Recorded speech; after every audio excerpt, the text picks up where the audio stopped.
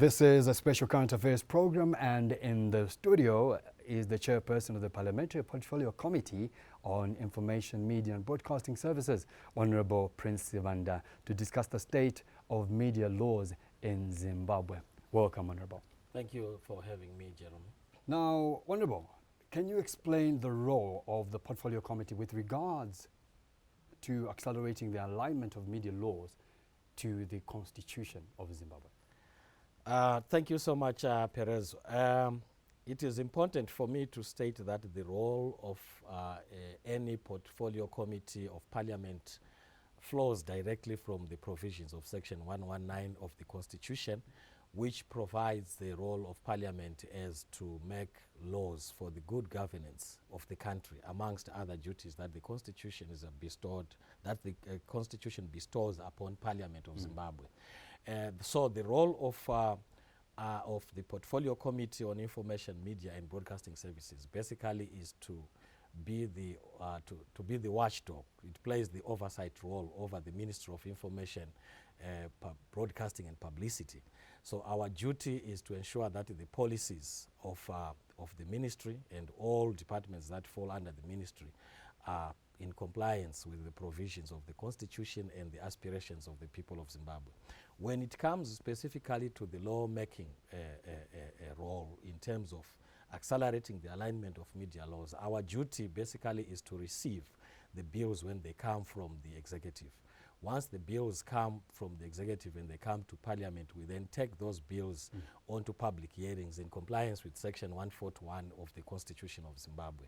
What we'll be doing during public hearings is basically to solicit the views of the stakeholders and citizens of this country in how they find the draft or the bill that would have been drafted by the executive, whether they feel that the draft contains their aspirations as they are espoused in the Constitution or not.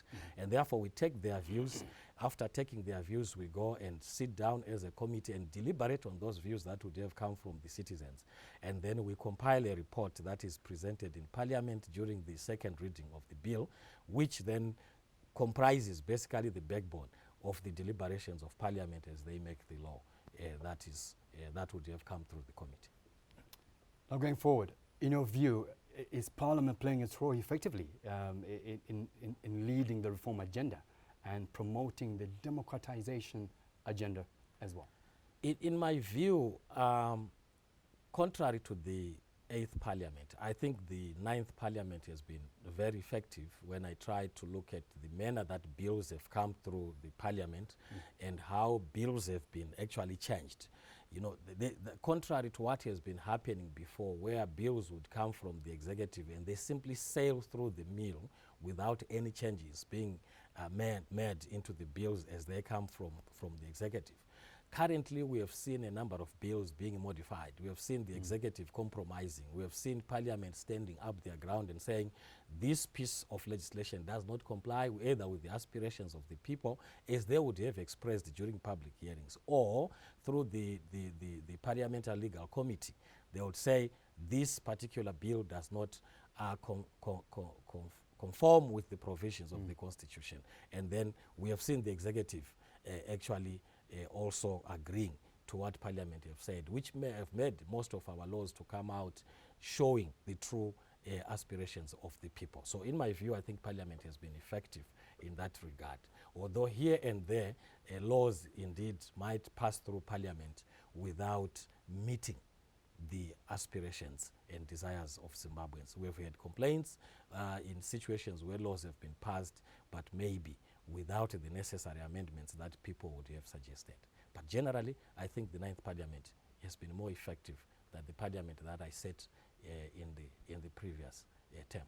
Honourable, some people have been of the opinion that the Portfolio Committee is merely a ceremonial with no tangible effect to its operations of executive. What's your take on that? In my view, it really depends. That general statement cannot be true. We have got portfolio committees that have done exceptionally well in terms of oversight and in terms of making sure that the executive accounts in a very number of ways. Let me give an example of the committee that I chair, the Information, Media and Broadcasting Services. You know, we came into being in last year And when we came in, literally all the entities under the Ministry of Information had no boards. ZBC did not have a board. Transmedia did not have a board. There was no Zimbabwe Media Commission to talk of. So, but after we came in, through our oversight role, we have been able to push government to ensure that they put boards, because that's what the law demands. So in my view, committees of parliament are not ceremonial places. They are real workshops where the government is made to sweat and made to make sure that their policies, they adhere to the policies that conform to the dictates of democracy and maybe the requirements of the constitution. So it is not just a ceremonial. It's not a ceremonial. No, committees are not ceremonial. Just ask ministers or anybody who's invited to appear before committees. They come out there sweating.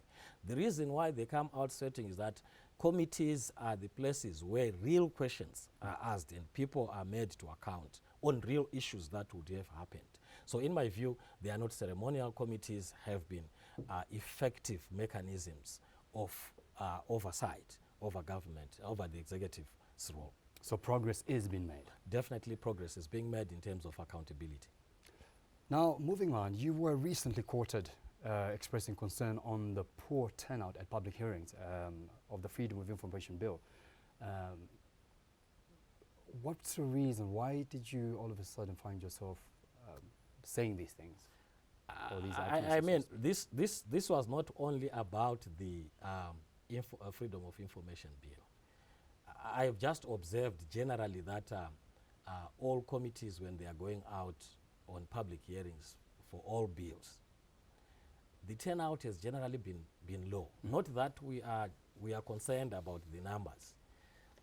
As much as we are concerned about the numbers, but what we are concerned about is the provisions of Section 141. The desire of, or the intention of Parliament when it made that Section 141 was to say that law-making process should not only be left to the elites of this nation. Law-making process should not be left to the executive and parliamentarians. Law-making process should be a process in which we are involving each and every citizen. Because remember, when the laws are made, they affect us directly as individuals. And therefore, it is important that when the executive comes out with a bill and that bill is gazetted, Parliament, when Parliament says we are bringing it to the people, the people should take interest in the bill. From the moment that the bill is gazetted, it is my view that a country that prides in the levels of literacy like ours, people should then seek for information. People, they should be able to get access to the bills when they are in Parliament, and so that when the public hearings are being held, people are able to articulate issues that they think they will affect negatively the good governance of this country, so that when then Parliament goes out to make the law in the chambers, they are able to include the views of the people. So it's very sad when you go out for public hearings and then, number one, you meet a few people. The few people that you meet, most of them would not have yet sight of the bill that you are talking about. So in the end of the day, the citizen is not enhancing the lawmaking process that is envisaged by Section 141 of the Constitution. So that's the sad scenario. We now take a short break.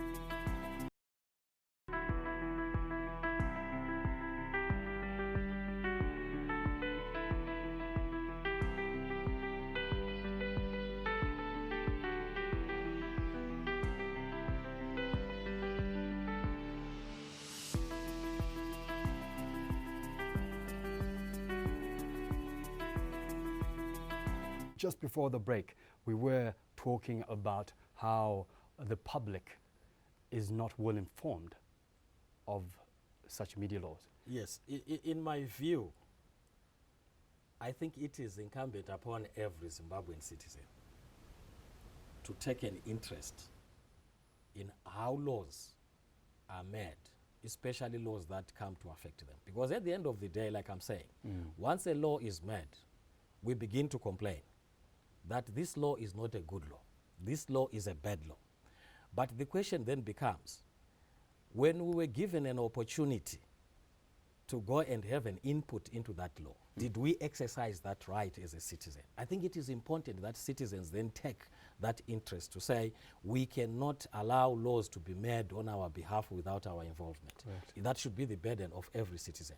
But also, number two, I heard a lot of complaints yesterday when we had the public hearing in Bindura. One of the participants was saying, bundles are too expensive. I cannot download a bill and go through it. I don't have the capacity to do that. But I am saying maybe we need to come up with measures as Parliament to increase the budget for advertising of the lawmaking process, so that when a bill comes out, we flight adverts in as many media houses as possible to ensure that every citizen is aware that at least there is a particular law which is being made, and maybe invite as well analysts to come and unpack those laws to the public. You know, it might not be very easy for a person to say, let me read this piece of legislation for myself, but they can be able to listen or watch when an analyst is unpacking those bills of law. And when that kind of a citizen now gets that unpacking, that Correct. analysis, it becomes easy for them to take a grasp on how that law affects them and how it doesn't affect them. And therefore, when they are called for a public hearing, it becomes easy for them to add value to the lawmaking process, which is basically the intention of Section 141 of the Constitution, to ensure that citizens add value to the lawmaking process, so that the process of lawmaking doesn't become the premise of the 370 lawmakers, but it becomes the business of every citizen of this country. Correct. Now, just moving on again, in your view, is the Freedom of the Information Bill on a progressive instrument? In my view, Perez, let me say that I will not give my personal opinion at this moment, because we are still in the process of making this piece of law. I will simply share with you what stakeholders and members of the public, citizens, have said in our interactions that we have had on this law. They have complained about certain sections of the law.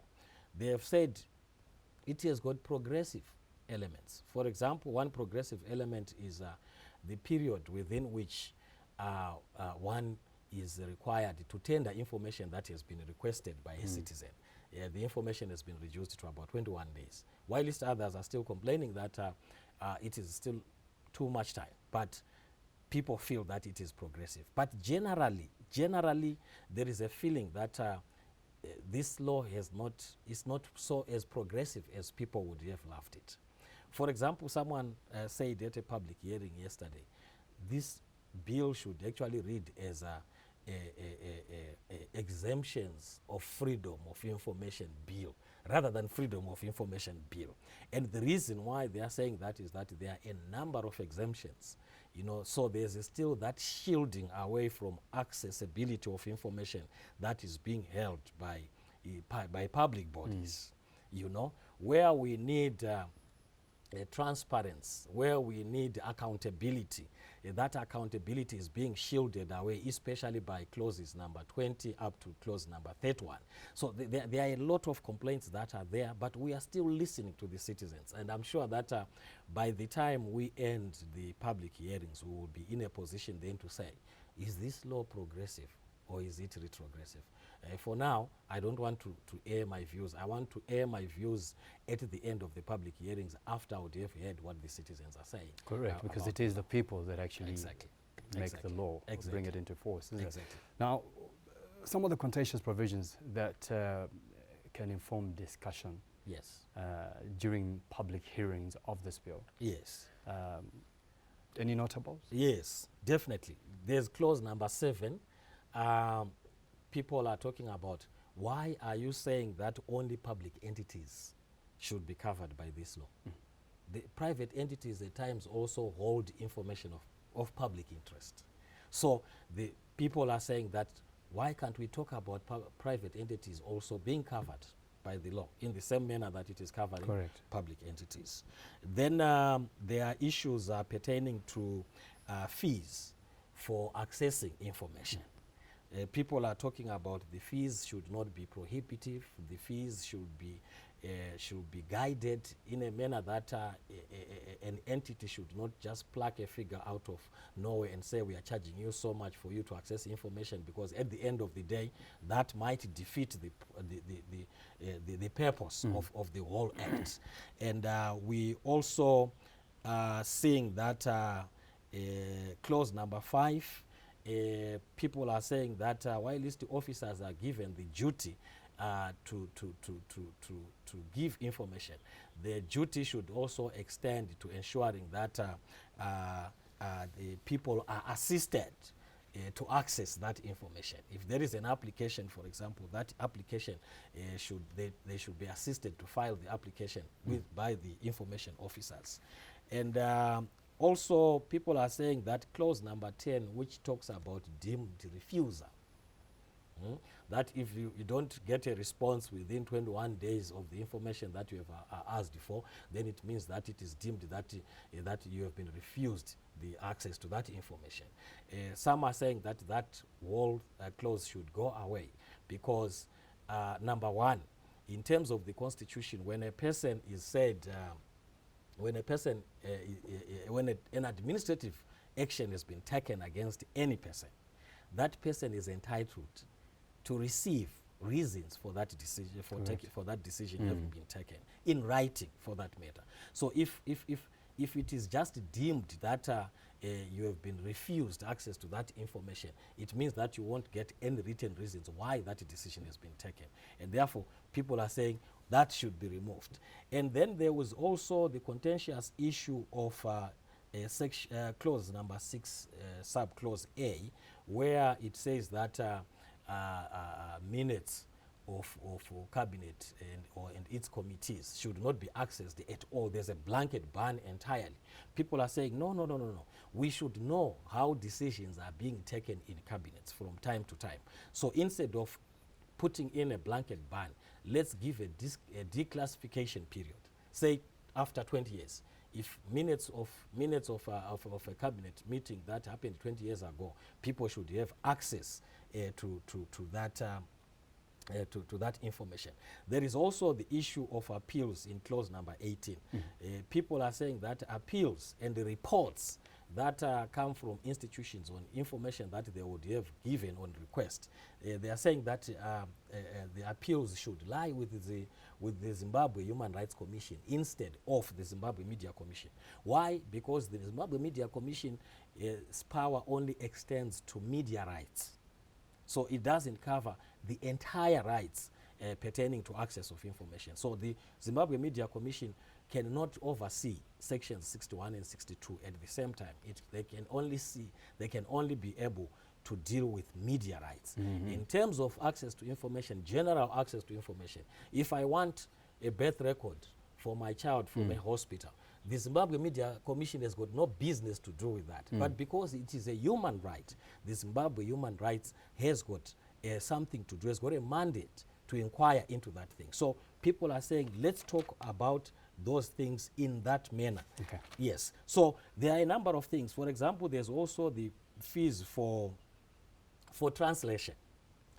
For crying out loud, in terms of Section 6 of the Constitution, there are 16 languages in this country. And because there are 16 languages in this country, most of our entities write information in English. So it means English-speaking citizen doesn't have to pay any translation fees.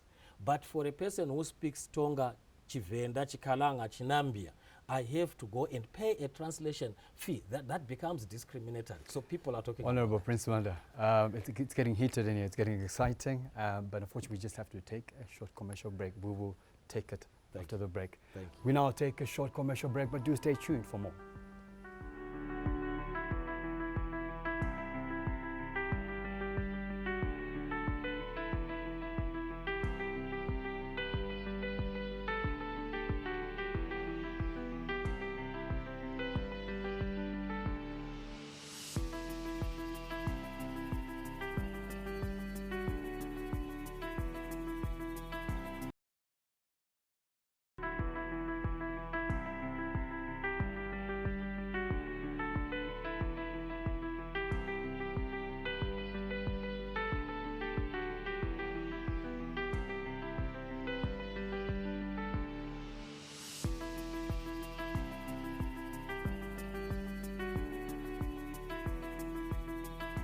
Welcome back. This is a special current affairs program, and in the studio is the chairperson of the Parliamentary Portfolio Committee on Information, Media and Broadcasting Services, Honorable Prince Sibanda, to discuss the state of media laws in Zimbabwe.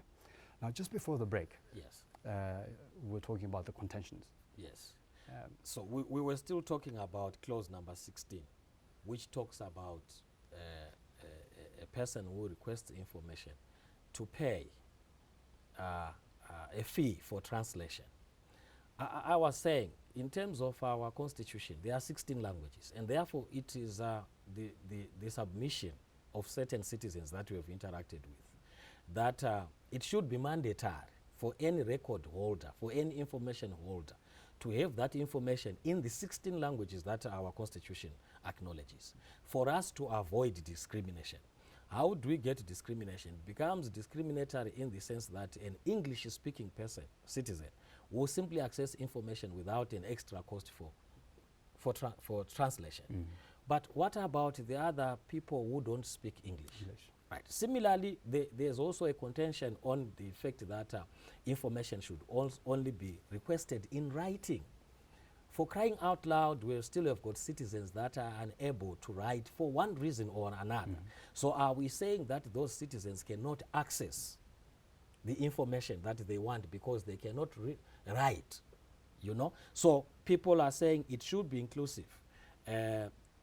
Verbal applications or requests for information should be allowed. That's what people are saying. But they are also talking, like I indicated, they are also talking about the contentious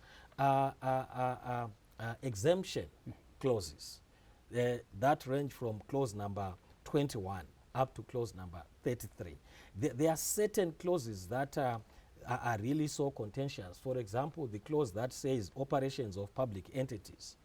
Why shouldn't we, if ZESA, for example, is flighting a tender or is holding a tender adjudication process, what is wrong for a citizen to say, I have heard that ZESA wants to award a tender to a particular entity, and therefore we want to access that information? Why should that information be closed until after the fact, you see? So I think those are the contentious issues. There's also the contentious clause 41, especially sub-clause 2, which says that all statutory instruments made under the Access to Information and Protection of Privacy Act, Chapter 1027, shall remain in force as they had been made under their appropriate provision of this Act and may be amended, replaced, or repealed accordingly. People are saying, if we are saying we are repealing IPA, IPA should go with all its babies. There shouldn't be any regulations that shall remain under IPA when we are saying IPA was a bad law. So if we are saying IPA was a bad law, let all the regulations that were amended in terms, that were put in place in terms of IPA, also be repealed together with the main law. So those are the major issues of contention so far that we have encountered in our public hearings that we have held. So because of this, the citizens have every right to be part of this discussion? Indeed, they do. They do have a right, because these are issues that directly affect them. These are issues that directly affect their day-to-day life. If I am not going to be able to access information because an exorbitant fee has been charged, will that be good for me? No, it won't be good. Of course not. And if I'm refused access to information, what do I have to do? I have to appeal. We all know that the cost of accessing justice in this country is high, is prohibitive. So if we are going to allow a willy-nilly refusal of granting of access to information, it means that at the end of the day we are not promoting the activity or the actioning of sections 61 and 62 of the Constitution. So it is my view that people need to continue discussing around these things, so that when we come back from the public hearings that we are having, then we can be able to make a good law for the citizens of this country and for the good governance of the country. Now, going forward, some critics have obviously expressed concern that the new bill is just old wine in new bottles. Is this a fair assessment? In my view, this is wine that has not yet been put in a bottle, because this wine is still being brewed somewhere. And the brewing process, the brewing factory, are the public hearings that we are conducting. So let Zimbabweans, we can only criticize it as old wine in a new bottle once the whole process is done and it is assented to, become law.